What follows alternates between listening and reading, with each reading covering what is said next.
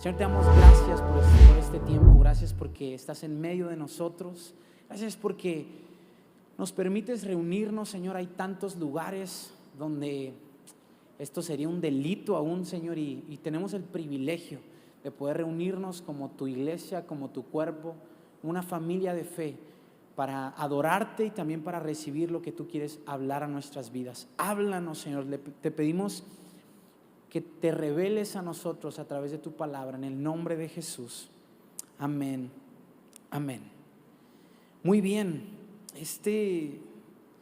Cuando nos toca continuar con un estudio es todo un reto, te confieso, porque pues obviamente nuestro pastor tiene ya un seguimiento, pero bueno, vamos a meterle aquí todo el empeño.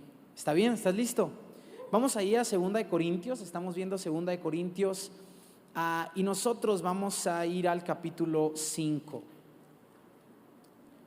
Quiero nada más enlazar un poquito con lo que hemos estado viendo las semanas anteriores, porque si tú viniste la semana pasada que tuvimos Santa Cena, además de Santa Cena, nuestro pastor se adelantó un poquito en el estudio y nos habló acerca de la doctrina de la separación en el capítulo 6. ¿Alguien vino la semana pasada?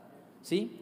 Y previamente nos había estado hablando acerca del capítulo 4, estábamos estudiando el capítulo 4 y los primeros versículos del capítulo 5, muchas gracias, donde nos enseñaba acerca de la valentía para enfrentar conflictos. Entonces, hace 2 semanas estudiamos el capítulo 4, luego él se brinca un poquito al capítulo 6 y en esta ocasión me pide que pueda compartir acerca del capítulo 5, que fue lo que quedó en medio. Entonces hoy vamos a estudiar un poquito el capítulo 5, de los versos 9 en delante. Vamos a tratar de terminar. Y digo tratar si el reloj de enfrente y el del piano nos dejan, ¿verdad? Pero bueno, como que a mí me gusta, soy un poquito como Rubén, como que el miércoles me siento un poquito más en confianza, entonces nos podemos tardar unas 2 horas, ¿sí? ¿Estás listo? ¿Traes tu libreta y todo? Si no, ahí tenemos sleepings también, no pasa nada. Muy bien, entonces te decía, esto estudiamos hace una semana y hace 2 semanas, así que hoy vamos a entrar a partir del versículo 9 del capítulo 5. Y antes de entrar a la lectura quiero ponerte un poquito en contexto. Hemos estado estudiando esta carta y en la semana de introducción nuestro pastor nos decía que esta segunda carta a los Corintios es escrita por Pablo. Es una carta que muestra o tiene la intención Pablo de mostrar a los corintios ahora un enfoque de Dios como un Dios de consolación. ¿Por qué? Porque esta segunda carta es una respuesta a la primera o un seguimiento a la primera carta, y en la primera carta, que también estudiamos en su momento, pues tiene un tono muy fuerte de reprensión a la iglesia de los corintios. Entonces esta carta como que Pablo decide bajarle 2 rayitas a su escrito o al mensaje y mostrar ahora una faceta de Dios como un Dios que consuela en medio de las pruebas o en medio de la formación de carácter a su iglesia. Sin embargo, como en todo lugar, menos aquí, pues hubo personas que al parecer la escritura nos va a mostrar, y ahorita que nos metamos vas a encontrarle sentido. Hubo personas dentro de la iglesia en los Corintios que no aceptó la reprensión, y que en lugar de aceptar la reprensión empezaron un poquito con duda o a calumniar sobre Pablo y sobre la autoridad que él tenía sobre la iglesia y la motivación de su ministerio. Entonces estas personas empiezan a tratar de generar un tumulto o generar como una conversación dentro de la vida de la iglesia para entonces dividir el pensamiento de la iglesia. Número 1, hacia cuestionar la motivación de Pablo y de su ministerio, y número 2, a dudar de la autoridad que él tenía para escribirles. Y te digo que aquí no, porque aquí todos aguantamos reprensiones, ¿verdad que sí? Yo soy el primer llorón cuando nos reprenden. Pero estas personas tenían como esta intención, poner en tela de duda la autoridad y la motivación de su ministerio. Así que en este capítulo veremos a Pablo dando una cátedra argumental de cuál es la motivación por el cual hace ministerio. Pone un argumento por encima de sus críticos, pesando su vida y su ministerio, no con obras o con su currículum, que si leemos detenidamente pues tenía currículum, mucho currículum, pero no lo pone sobre eso, sino sino lo pesa con su corazón. Y no solo lo pesa con su corazón, sino mirando al día, ahorita te voy a hablar de esto, que nos vamos a presentar delante de Dios y que Él va a poner a prueba o en la balanza qué hicimos en nuestra vida. Pero hablando del corazón en específico. Ahora, este capítulo va a hablar mucho, o Pablo se va a enfocar mucho en cuanto al ministerio. Y hace rato en la mañana que estaba estudiando una vez más para el mensaje de hoy, estaba estudiando acerca de esta palabra ministerio, porque si bien Pablo, vamos a leer que él va a hablar acerca de su ministerio en específico, y Pablo es un apóstol, tenía una comisión, él vivía con una agenda de plantar iglesias, de establecer liderazgo y de pastorear las iglesias previamente plantadas. Sin embargo, si nosotros nos detenemos solamente a estudiar la palabra ministerio con el enfoque de Pablo, pues no todos aquí tenemos esa misma labor, ¿verdad? Aunque de una manera general en la vida de la iglesia es así, pues de manera específica Dios no nos ha llamado a todos específicamente a esto. Entonces, estudiando un poquito la palabra ministerio o el origen de la palabra ministerio, es interesante porque si la buscas en etimología, tiene varios significados. Primero en el hebreo, que no voy a hablar un poquito de eso porque esta carta está escrita en griego, pero en el hebreo tiene como 3 significados. Un significado se atribuía específicamente a los sacerdotes y los levitas que servían en el templo, o pudiéramos decir hoy en día las labores eclesiásticas. Pero había otros 2 significados que hablaban de servidores o de siervos de manera general. O sea, en su vida eran definidos como ministros en cuanto a su vida de servicio en cualquier área. Y en el griego es exactamente lo mismo. Tú vas a encontrar 2 significados a la palabra ministerio. La primera es una palabra muy famosa que todos conocemos, o la mayoría, es la palabra diaconía o diáconos.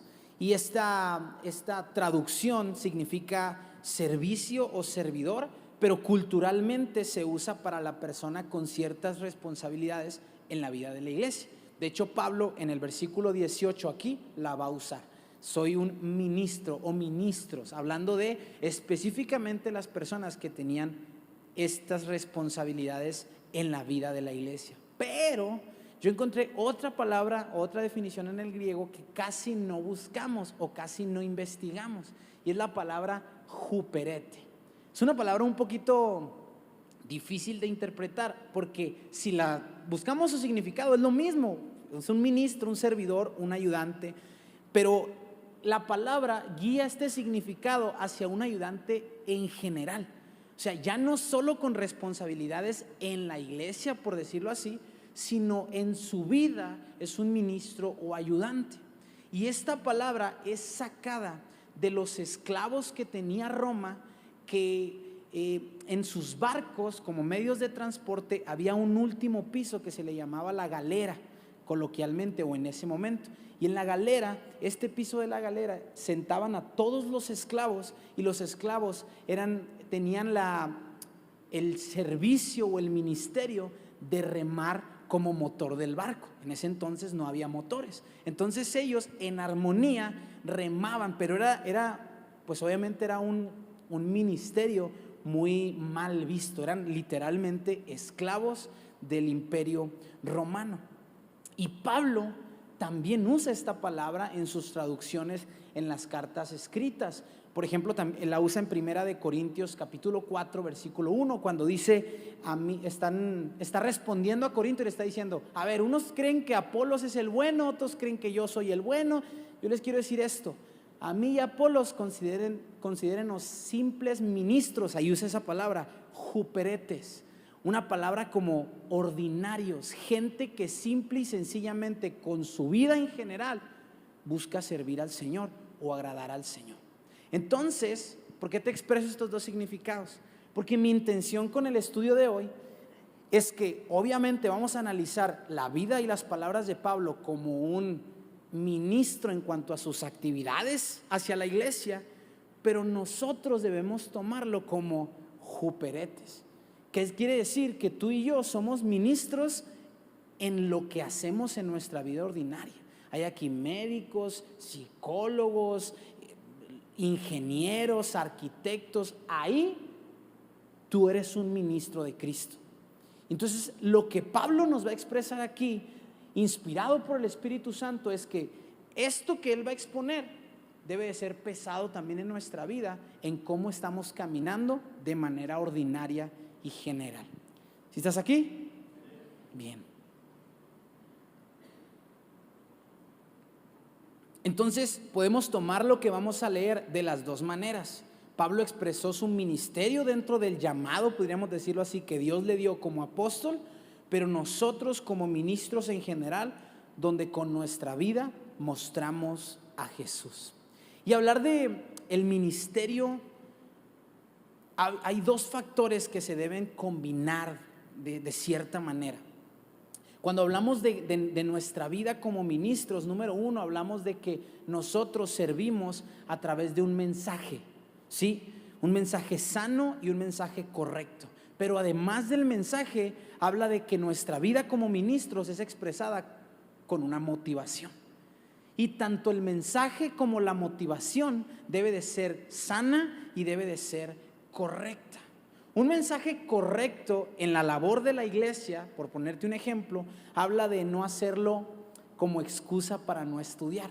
De repente, culturalmente y debido a otras religiones, vamos a decirlo así, se ha visto la vida de trabajo dentro de la iglesia como falta de conocimiento, como un trabajo muy ignorante, donde de repente, pues no solo pararse aquí y enseñar, sino cualquier cosa que se hace dentro de la vida de la iglesia como una labor, pues es como, pues ya no hice otra cosa, pues es el trabajo que queda, ¿verdad? Y es más fácil entrar y es más fácil trabajar. Y de ninguna manera, hablar de un mensaje correcto trabajando en la iglesia es mucho estudio. No hacerlo tampoco con falta de conocimiento, habla de una motivación correcta en cuanto al mensaje, o con ignorancia teológica. Hablar también de una motivación correcta dentro de la labor de la iglesia, habla de un corazón y actitud correctos. Ahorita vamos a hablar un poquito más de esto. No hacerlo sin un llamado específico dado por Dios y confirmado por personas que aman al Señor.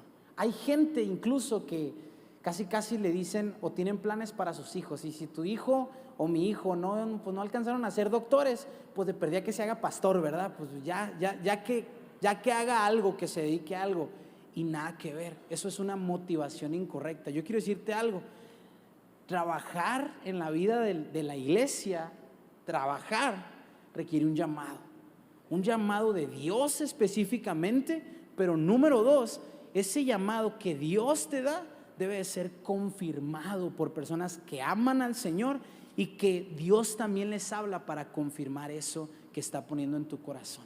Y sí, es una realidad, y a lo mejor suena muy fuerte, pero no es para cualquiera.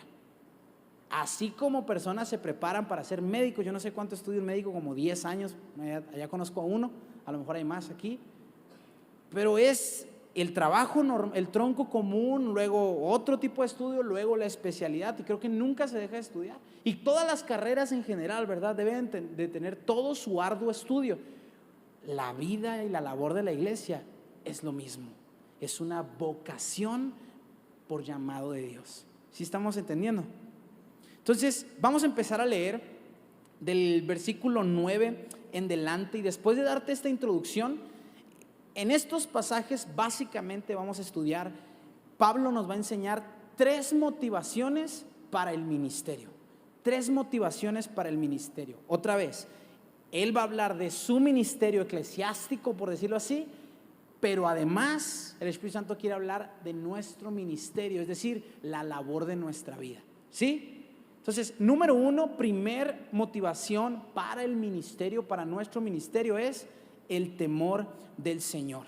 Empezamos leyendo versículo 9 en delante, dice: así que, ya sea que estemos aquí en este cuerpo o ausentes de este cuerpo, nuestro objetivo es agradarlo a Él, pues todos tendremos que estar delante de Cristo para ser juzgados. Cada uno de nosotros recibirá lo que merezca por lo bueno o lo malo que haya hecho mientras estaba en este cuerpo terrenal.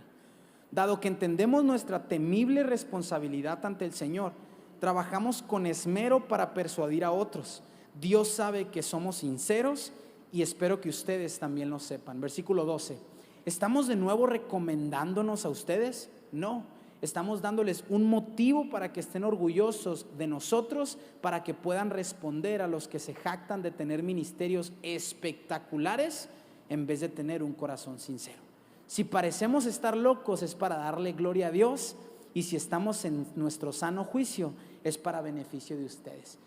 Si leíste un poquito el capítulo completo, vas a notar que la primera sección habla un poquito de lo que nos habla nuestro pastor, como de esta vida optimista en cuanto a la fe, de tener esperanza en lo que Dios quiere hacer con nosotros.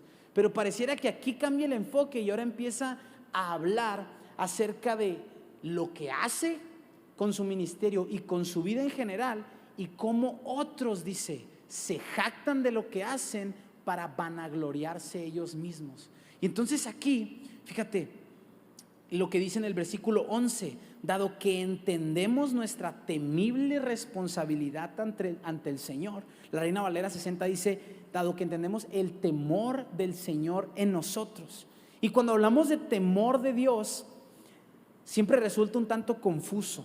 Sin embargo, quiero decírtelo de manera general. Logramos entender el temor de Dios como esto que representa una actitud de reverencia, no como viendo a Dios como un peligro, sino al contrario, con una actitud de entrega a causa de lo que Él ha hecho por nosotros. Es bien importante que nosotros podamos captar el temor de Dios y no asociarlo a una vida de peligro constante, porque es precisamente lo que logra hacer el legalismo y la religión en nuestra vida.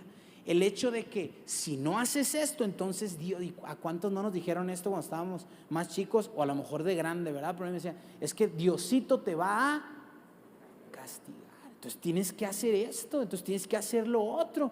Y a lo mejor las intenciones de nuestros padres o con quien crecimos no eran malas, eran guiarnos por un buen camino. Sin embargo, pues entonces yo, ¿qué tenía? ¿Amor por Dios o temor de Dios en el sentido de peligro? Pues yo no quiero saber nada, si Él me va a castigar. Entonces tenemos la imagen de Dios como este viejito de barba larga y blanca y cabello blanco, así, ¿verdad? Como ciertos personajes de películas. Y está sentado arriba con un machete y está esperando a ver qué hago, porque me va a castigar. Y no es así. El temor de Dios es este sentido de cuando nos encontramos con Él, lo primero que sucede es que nos entregamos. Y esta entrega es entender que Él nos ama, pero al mismo tiempo es Dios. Y nosotros tenemos un profundo respeto por su deidad. ¿Se entiende esto? Entonces no es por un peligro, sino es un sentido de entrega. Ahora, Pablo, si seguimos leyendo, dice, el temor de Dios, dice, trabajamos con esmero para persuadir. Y me llama mucho la atención que use esta palabra, persuadir, porque Pablo está explicando que al persuadir es como si dijéramos que comparte insistentemente a las personas con esta actitud de reverencia a un Dios que es santo y a un mensaje que tiene el poder para transformar una vida. Y eso es vital entenderlo para tu ministerio o para lo que haces todos los días. ¿Por qué? Porque cuando hablemos del segundo punto lo vamos a tocar más. Pero normalmente cuando nos encontramos con Cristo sucede algo. Al principio resultamos ser muy legalistas. ¿Por qué? Porque recién nos apartamos de una vida como hayas venido a Cristo, de vicios, de lo que tú quieras y mandes. Entonces lo congruente en tu vida espiritual es apartarte. Pero en ti nace como este pequeño fariseo, donde ahora volteas a ver eso, y no eso, sino a los que lo siguen haciendo y los tachas, ¿verdad? Como de, híjole, estos impíos, camino a la destrucción, y te paras y como si fueras no sé qué. Pero lo segundo que ocurre es que al caminar en nuestra vida espiritual, entonces podemos ir dejando esta vida farisea, por decirlo así, pero ahora hay una tendencia a volvernos libertinos, donde ya no solo decimos, es que esto está mal y tendemos a engrandecerlo, sino ahora por el otro lado es como, pero ¿qué no está mal para hacerlo? Es decir, ¿qué dice la Biblia que no es pecado, verdad? Entonces, podría hacer esto porque la Biblia no dice que esto está mal. Podría hacer lo otro porque Entonces vamos ahora dándonos ciertos permisos y tratando de encontrar lo favorable a nuestra vida personal, egoísta, en la vida. Y Pablo está diciendo, yo hago lo que hago primero por una reverencia grande al Señor. Y entonces, como esta reverencia, este respeto hacia Dios es tal, entonces mi mensaje es un mensaje nada más de esto, el poder que tiene el Evangelio para transformar una vida. No sé si te pasa, pero cuando llegas y le quieres compartir a una persona, normalmente la persona te va a decir, ¿y por qué los cristianos no hacen esto? Entonces tú, no, es que no quiere decir que sea pecado, pero es que entonces caes en el argumento de la persona para tratar de explicarle la moralidad de un cristiano. Y Pablo dice, no, si vives con el temor reverente a Dios, este profundo respeto hacia Él, tú no te concentras en esos debates tontos, tú te concentras en que esa persona necesita de Cristo para tener una nueva vida completamente. Wow, y es muy diferente. Y Pablo dice que la primera motivación es eso, un profundo temor reverente a Dios, una actitud de reverencia al ministrar para la vida de la iglesia y para ti en lo que hagas. Habla de esto, saber que estamos parados sobre lo que otros sembraron con sus vidas. A veces al tratar de aligerar el mensaje, escucha esto, deshonramos el sacrificio de muchos. Primero, de los que probablemente te compartieron a ti, y segundo, de aquellos que han sembrado sus vidas y familias por generaciones para la predicación del Evangelio. Saber que tener una actitud de reverencia es saber que estamos parados delante de Dios y delante de las personas con una gran responsabilidad. Saber que Dios nos ve en público y nos ve en el secreto. Y si analizáramos un poquito la reverencia, el mismo pasaje, fíjate cómo nos lo describe. Pablo lo describe con dos palabras. Primero, en el versículo 9 dice, nuestro objetivo. Dice, así que ya sea que estemos aquí en este cuerpo o ausentes de este cuerpo, dice, nuestro objetivo. Otras versiones dice, nuestra ambición o lo que ambicionamos. Entendemos que hay una ambición mala que muestra precisamente pues una motivación incorrecta. Pero aquí, cuando Pablo está expresando mi objetivo, mi ambición es esta, dice, mi único objetivo por el que vivo es agradarlo a Él. Todo lo que hago es para agradar a Dios. Lo que haces, aquí está la pregunta, ¿no? ¿Le agrada a Dios? Esa sería una respuesta para un temor reverente. Y la segunda palabra que nos puede ayudar a entender el temor reverente está en el versículo 10. Dice, pues todos tendremos que estar delante de Cristo para ser juzgados. Cada uno de nosotros recibirá lo que merezca por lo bueno o lo malo que haya hecho mientras estaba en este cuerpo terrenal. Igual, la Reina Valera usa esta palabra, compareceremos. Híjole, aquí voy a tocar fibras sensibles. Cuando habla de el tribunal, que es lo que dice también la Reina Valera, todos estaremos delante del tribunal de Cristo. Este es un evento que va a ocurrir donde todo creyente será juzgado según sus obras y galardonado según sus hechos. Tribunal es una palabra usada en abogacía o en derecho, expresando el lugar donde se juzgan los actos de las personas. Y es bien importante que tú entiendas esto. No se refiere al juicio por nuestros pecados del que menciona Apocalipsis capítulo 20, versículos 1, 2 en delante. No está hablando de eso, porque nosotros, tú y yo, nuestros pecados ya fueron juzgados. ¿En dónde? En la cruz del Calvario. Pero sí habla de que va a haber un tribunal, de que tú y yo, ya siendo salvos, escucha esto, sí nos vamos a presentar delante de Dios y Él va a poner, a juzgar lo que tú y yo hicimos en esta vida con la gracia y la salvación que Él nos dio. Entonces, si tú estás poniendo atención a este mensaje, no solo yo que comparto la palabra, sino tú en tu profesión, en tu casa, con tus padres, con tus hijos, ahí Dios te va a pedir cuentas de tus acciones. Oye, pero la salvación es por gracia, no por obras. Yo no estoy diciendo otra cosa. Efesios nos dice, la salvación no es por obras para que nadie se gloríe, es por gracia a través de la fe en Jesucristo y en lo que hizo por nosotros. Estoy de acuerdo. Sin embargo, a todos nosotros que ya hemos sido salvados, Dios iba a juzgar y va a medir nuestras obras en este tribunal.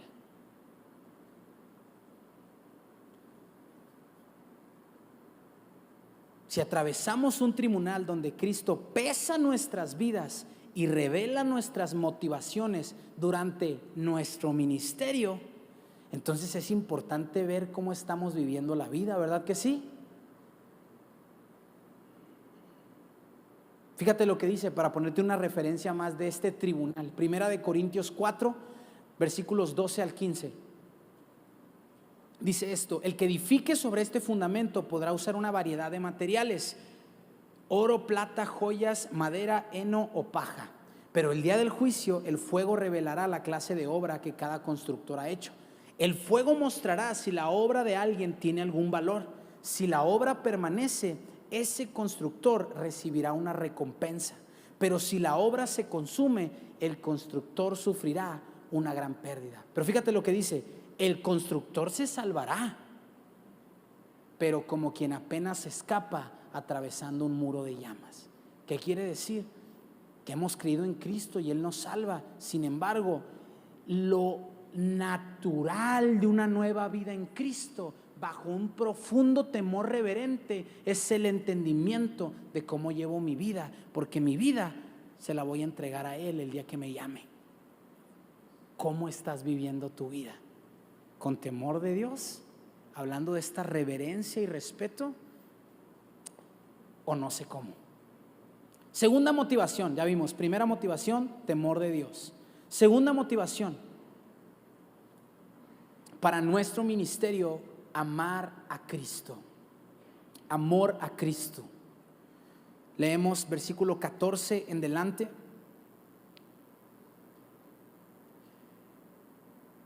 Dice: sea de una u otra forma, el amor de Cristo nos controla.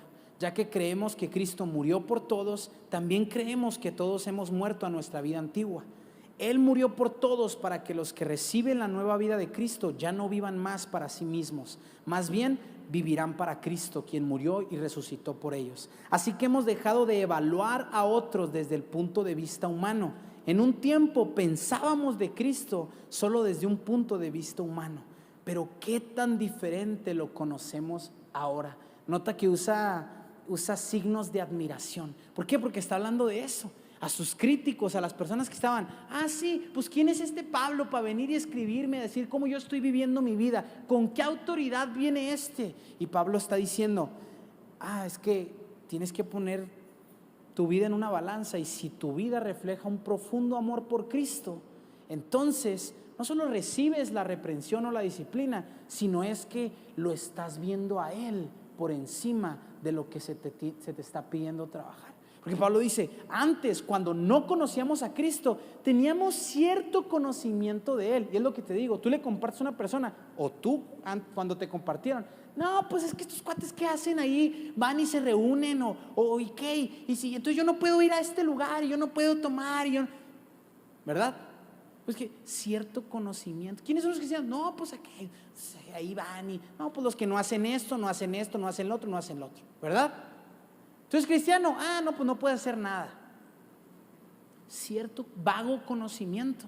Pero Pablo dice: pero qué diferente lo conocemos ahora. Es decir, hay una motivación tan distinta, y cuando las personas te dicen eso, mi precioso, tienes idea de la nueva vida que hay en Cristo para ti.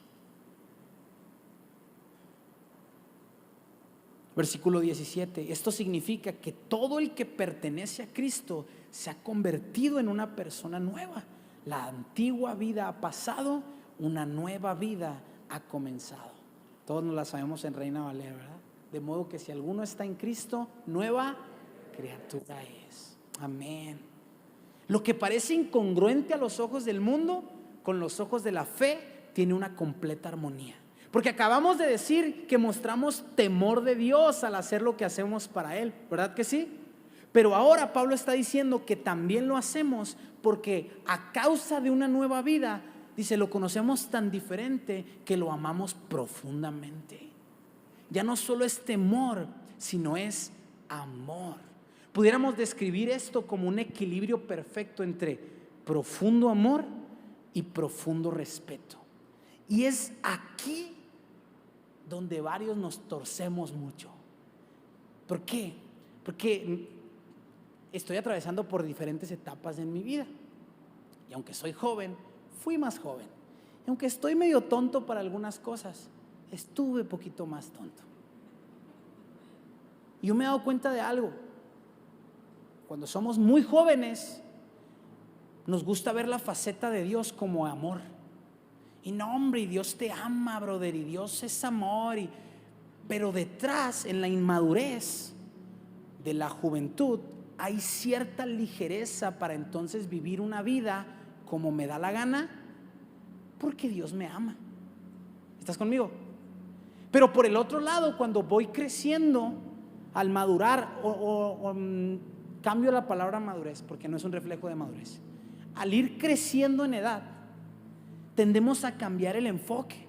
Ya no vemos a Dios solo como amor, sino ahora nos vamos al otro extremo del profundo respeto y reverencia, pero nos vamos olvidando de esta faceta de que Él nos ama. Entonces, mientras más grandes, si te fijas, nos volvemos más rígidos en nuestra vida, más cuadrados, y tendemos a ver a los jóvenes, ¿verdad? Pero la Biblia no nos llama a vivir en extremos. La Biblia nos llama a vivir en un equilibrio, un profundo respeto de Él, pero un profundo amor expresado en mi vida. Salmo 25:14 dice: el Señor es amigo, fíjate lo que dice, de los que le temen. Wow, parece incongruente, pero esta es la fórmula correcta para una vida espiritual sana. Una va de la mano con la otra. Y Pablo, al leer lo que estamos leyendo aquí, está dejando en claro que el motivo de su mensaje y predicación es una sola cosa: que las personas conozcan una nueva vida en Cristo, porque Él la ha conocido y se ha dado cuenta que hay mucho más propósito en vivir para Él que para nosotros mismos. Pablo le está diciendo a sus críticos: observa tu vida, porque no es solo lo que estoy diciendo, sino cuál es el amor que te controla. ¿Viste lo que dijo? El amor de Cristo nos controla.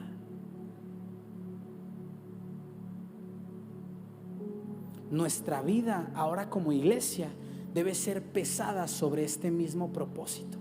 Estés donde estés, hagas lo que hagas, eres un ministro, un juperete. Tú y yo juntos vamos en esta línea del barco que no se ve, pero juntos remamos para que el barco lleve un propósito. Y eso me lleva a la tercera motivación. Ya vimos que nuestra vida, nuestro ministerio se mueve por un temor reverente, por un amor profundo por Él. Pero número 3, por su comisión, por un bien mayor, la comisión de Cristo. Terminamos de leer el capítulo, versículo 18 dice: y todo esto es un regalo de Dios, quien nos trajo de vuelta a sí mismo por medio de Cristo. Y Dios nos ha dado la tarea de reconciliar a la gente por Él. ¿Te fijas? Hay un ministerio. Pues Dios estaba en Cristo reconciliando al mundo consigo mismo, no tomando más en cuenta el pecado de la gente, y nos dio a nosotros este maravilloso mensaje de reconciliación. Así que somos embajadores de Cristo. Di conmigo esto: somos embajadores de Cristo. No, nomás los que están enfrente. Nanáis, dijo mi nana. Tú y yo estamos juntos en esto. A lo mejor a mí me toca estar aquí y a ti te toca estar en un consultorio, en una obra, en donde quiera que estés. Ahí eres un embajador de Cristo. Y si tú ahí donde estás no haces lo que toca, entonces esto pierde sentido, porque es como si en el barco todos estuvieran remando y de repente la mitad deja de remar. No hay sentido en eso. Todos estamos juntos en esto.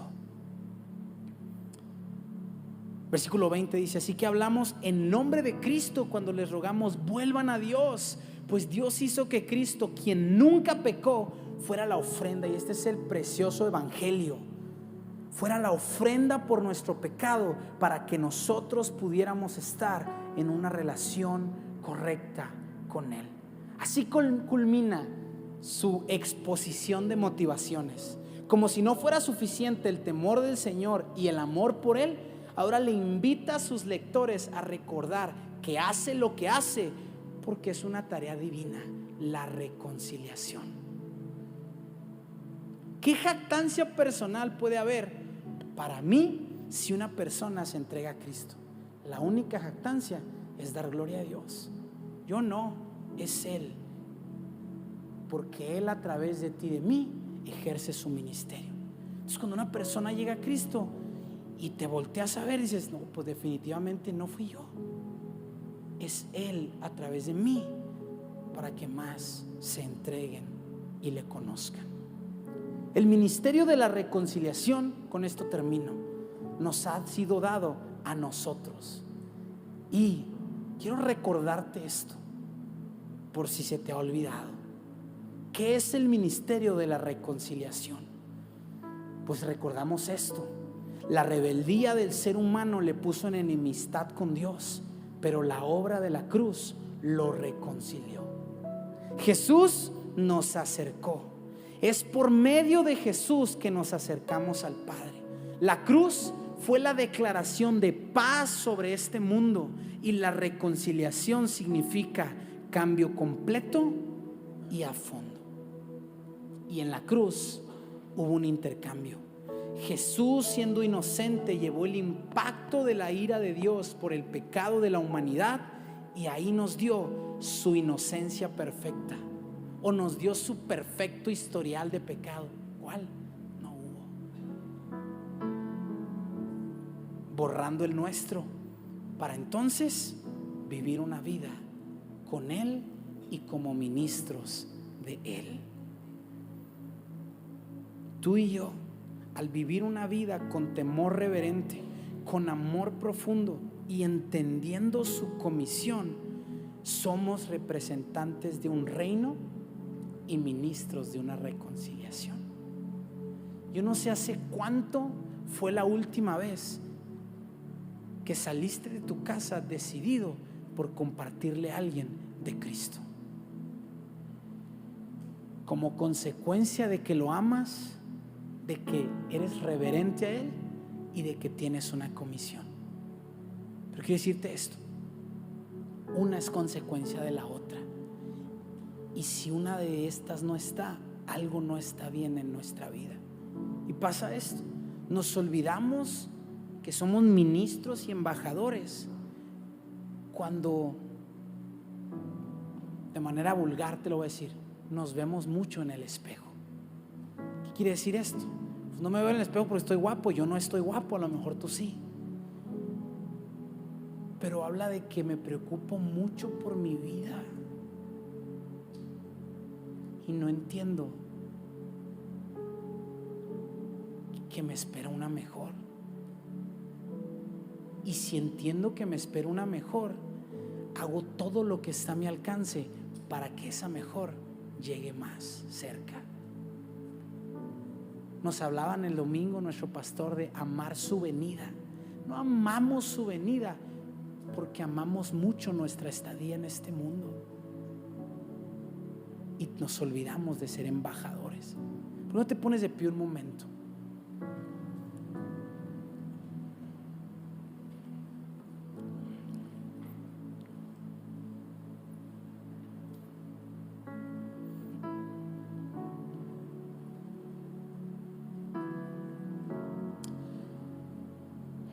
Yo me he dado cuenta en estos años que puedo enseñar la palabra y estudiarla para enseñarla.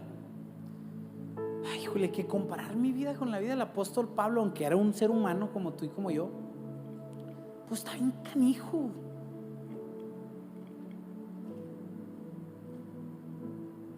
Pero él mismo se identifica con Cristo y nos identifica a nosotros con Cristo.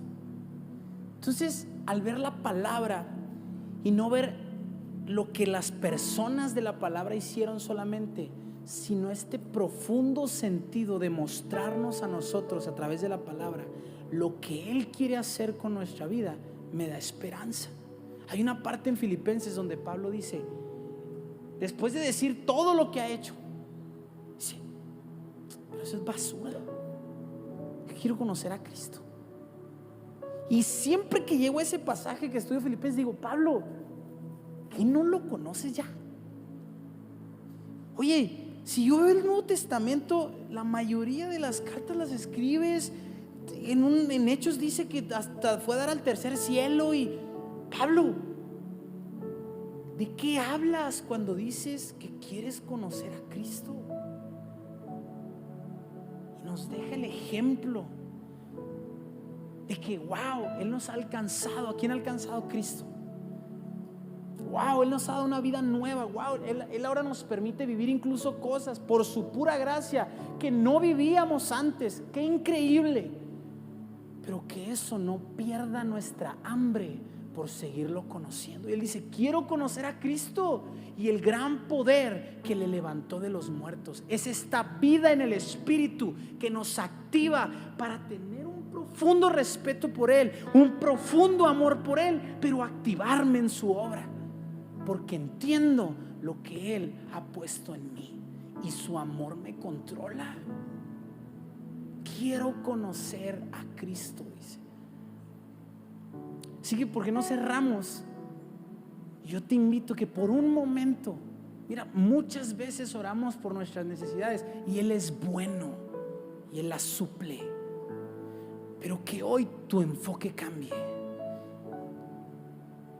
Y si tienes que observar hacia tu corazón y redireccionar este pensamiento sobre el temor, número uno, que a lo mejor has vivido de una manera legalista que te ha llevado a tener miedo, a ver a Dios como un peligro a tu vida, que hoy el Espíritu Santo pueda revelar a tu corazón este profundo afecto y respeto por Él, libre del miedo que representa un peligro.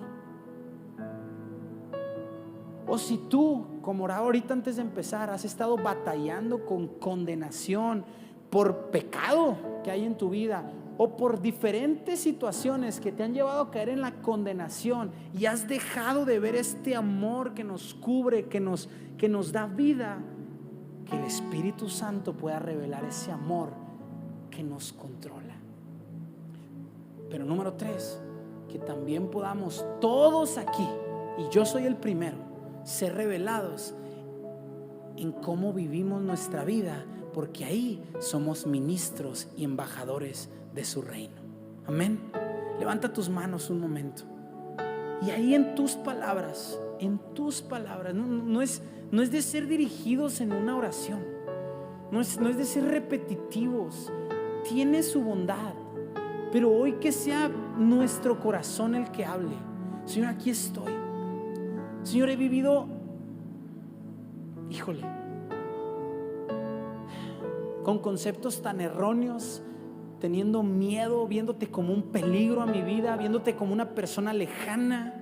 Hoy quiero ser revelado en este profundo respeto y temor reverente de tu persona, no que me aleja, que me acerca a ti. Señor, hoy quiero tomar esta promesa, esta verdad de tu palabra, donde nos hablas y nos dices que no hay condenación para los que estamos en Cristo, y que tu amor se ha revelado una vez más en mi vida.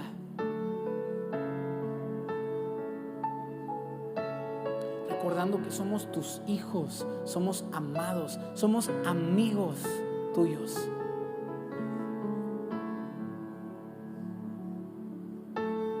yo oro por último, porque cada uno de nosotros en lo que hacemos, en nuestras actividades, desde que nos despertamos hasta que nos acostamos, vivamos en un estado de conciencia de la comisión que nos has dado. No se trata de esperar a que alguien más comparta, que nosotros seamos un testimonio vivo de la nueva vida que hay en ti. Yo oro específicamente, Señor, por valentía en tu iglesia. Así como en el libro de los Hechos, cuando más oposición, cuando más amenaza y acechanza había, la iglesia se para y ora. Ahora te pedimos denuedo y valentía para predicar tu palabra. No es solo desde un púlpito, es a donde vamos, por las calles que recorres, por el lugar donde trabajas, en la oficina donde te sientas, donde quiera que estés, ahí que haya valor y denuedo para predicar tu palabra y que su reino sea establecido. En el nombre de Jesús oramos. Amén y amén. Que Dios los bendiga, familia. Y gracias por ver este video. No olvides suscribirte a este canal donde podrás encontrar todos los mensajes de Amistades al Clip. Y síguenos en nuestras redes sociales. Nos vemos pronto.